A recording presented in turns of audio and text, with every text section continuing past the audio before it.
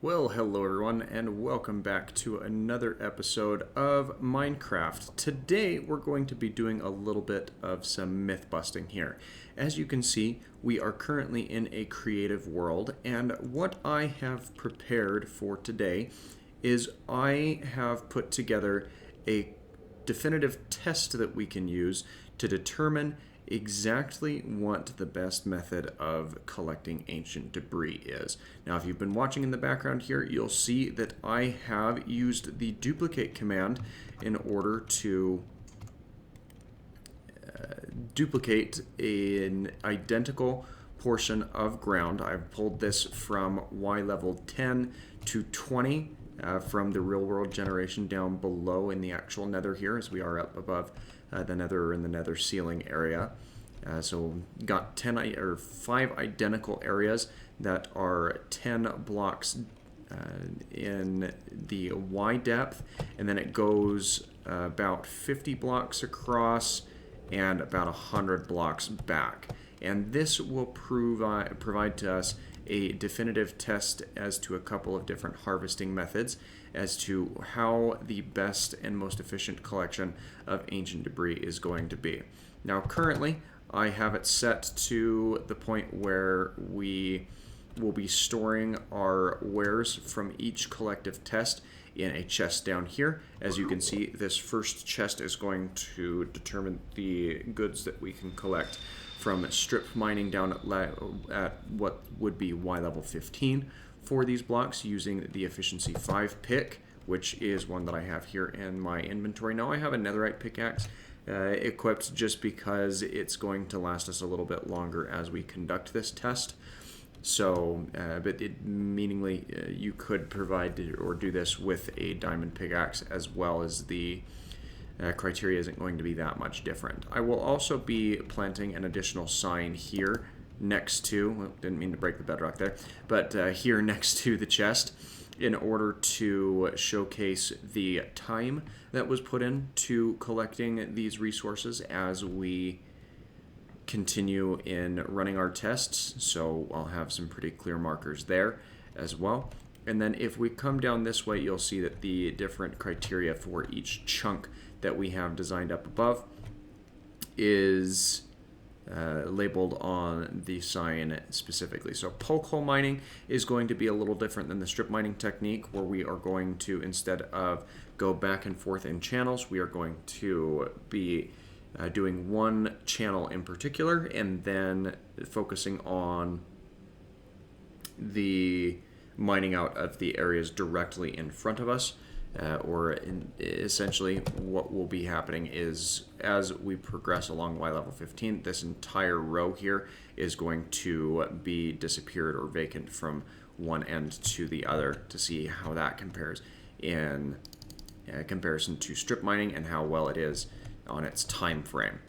The third test that we will be running is going to be TNT mining, where we essentially use a similar poke hole method or strip mine method, and then further expand upon the work that is done using TNT. I will be switching over to a survival mode for all of these in order to make sure that we are taking into consideration damage caps, other things that would be otherwise hindering to our projects as we're doing it, especially with the next variation that we're going to be testing, which is the variation of bed mining. And we will be equipping some blast protection armor to make sure that we are sufficiently protected, as you really would ideally go into that type of a test with the sufficient armor for it as well. You'll also see that the effects I have up in the right hand corner of the screen does have a regen effect and a fire resistance effect, because realistically you're either going to be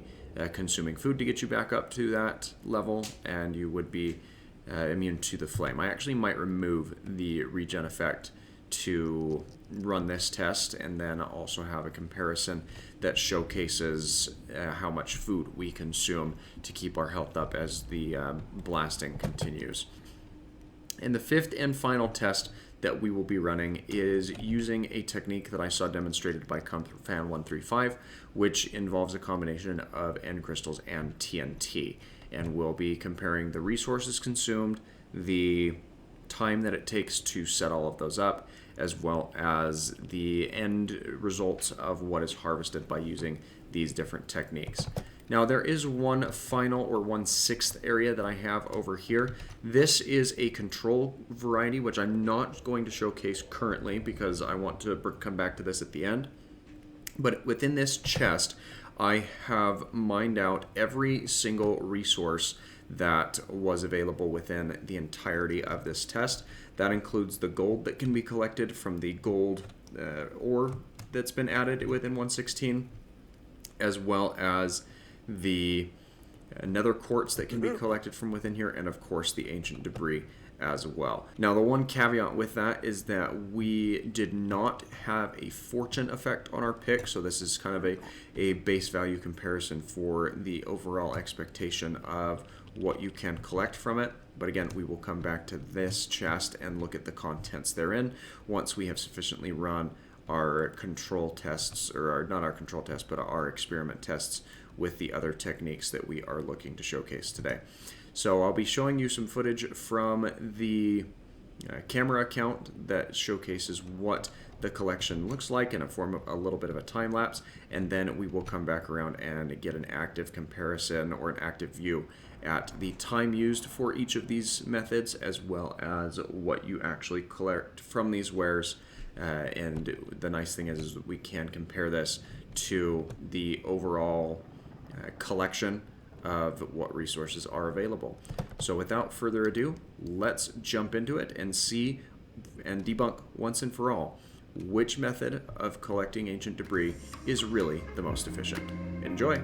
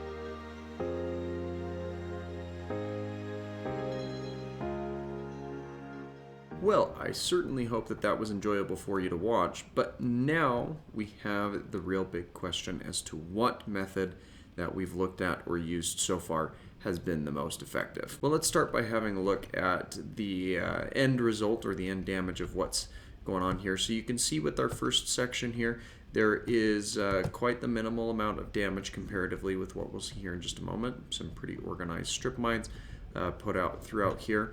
And if we come down here, we will be able to see that we were able to, in about the space of about 15 minutes, collect 8 ancient debris, about half a stack of nether quartz, and a couple of golden nuggets. Now it is important to note that I did not stop to mine every single block of gold ore or nether quartz, you can double back and do that on your own time, and I would advise doing so with a fortune pick, where we actually went ahead and did so with just a standard efficiency 5 pickaxe.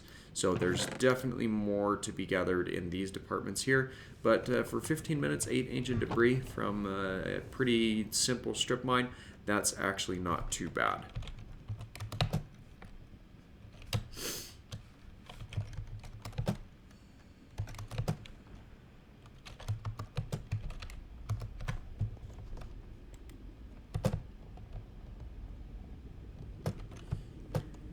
Now from the second area, you can see that the damage done or the area cleared out is a little bit more structured, a little bit better or easier in terms of getting everything on that Y level 15. But how does that compare with the actual material that we got through here? You'll see that this did take us a little bit longer, about 10 extra minutes to do that additional mining that was up there. But comparatively, we did end up getting more ancient debris, as well as quite a few more gold nuggets than the nether quartz. Of course, the results on these are going to vary as you continue to mine out, as well as using fortune effects and other things with that. As a matter of fact, these gold nuggets that you get out of the gold ore, if you can pull them out with some silk touch, that's going to be better, as smelting those up in a furnace will reward you with golden ingots instead of golden nuggets. So that is something to keep in mind as well as you go about looking for that. And now we start looking into the areas where we've been doing some blasting. So the first test that we ended up doing was with blasting from TNT specifically, and you can see that this cleared out a pretty decent area, pretty large and sizable. And another important thing to note here is that there is no fire from the explosions of the TNT. It does not leave fire on netherrack, which is actually quite kind of nice. You can see here that the time that elapsed was nearly double that of the initial test that we did of about 30 minutes. We used quite a large amount of TNT, 190, so it is a little bit expensive to do, not nearly as expensive as the fifth and final method we'll get to here in just a minute. But from the TNT mining, we actually ended up getting about 18 ancient debris from our sample set, so a further increase from where we were, as well as a slightly lower amount of nether quartz and gold nuggets. Probably due to the fact that because I have this elevated up off the ground, it did fall down here onto the ground and I did not collect it, so your results may and will vary in that regard. And the unfortunate part of this is you will not really be able to use your efficiency, or not your efficiency, but your fortune picks on these, as the TNT will blow them up. And this is a visual representation of how much TNT was actually used in this process, so you can get about a general idea of what you need in order to cause this amount of damage here. Now here is the fabled method of using beds to do some mining, and as you can see, the damage is a little bit more extensive than that of what we saw using the TNT. You also want to make sure that you are wearing some armor that has a decent amount of blast protection, and you'll see that mine is taking quite a beating here.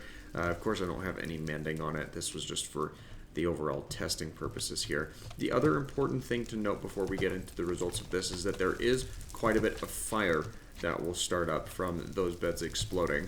And that can not only consume some of the nether quartz and gold ingots, and gold nuggets that you could mine up through doing this,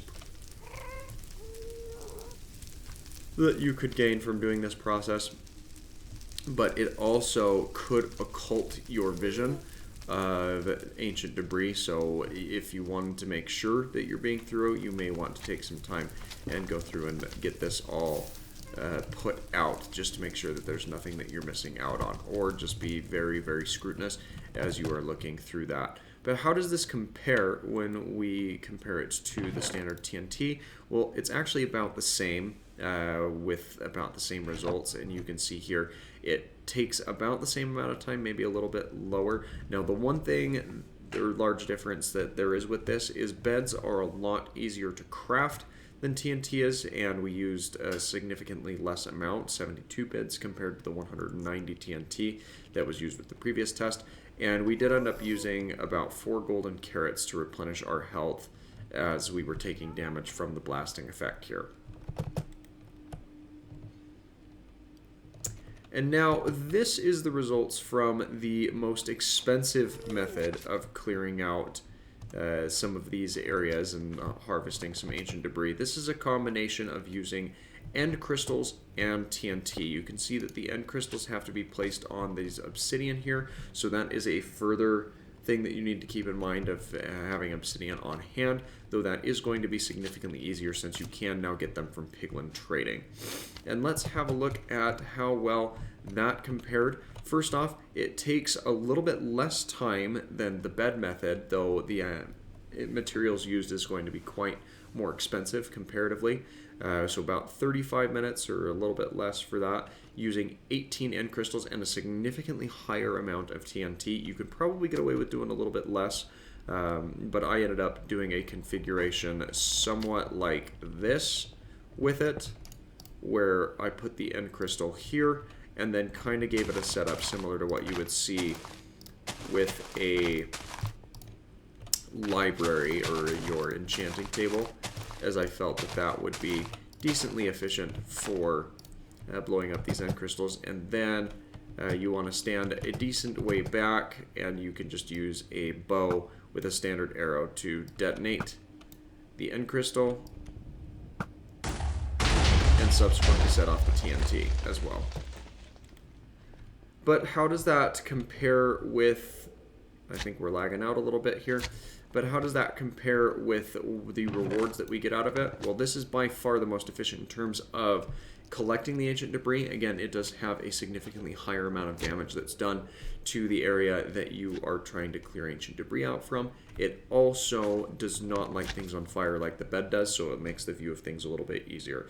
This got us 22 ancient debris, and of course we are going to sacrifice some of our nether quartz and gold nuggets that we can collect from this due to the lack of us being able to use our fortune pick.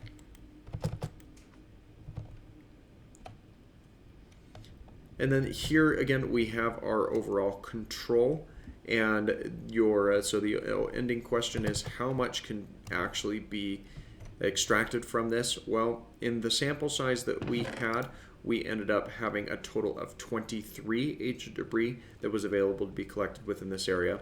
The nether quartz was quite fruitful, as well as the golden nuggets. Again, this is mining every single gold ore as well as nether quartz block out of the area with a standard pickaxe, so there is even more to be gained here if you were to be using a Fortune 3 pick.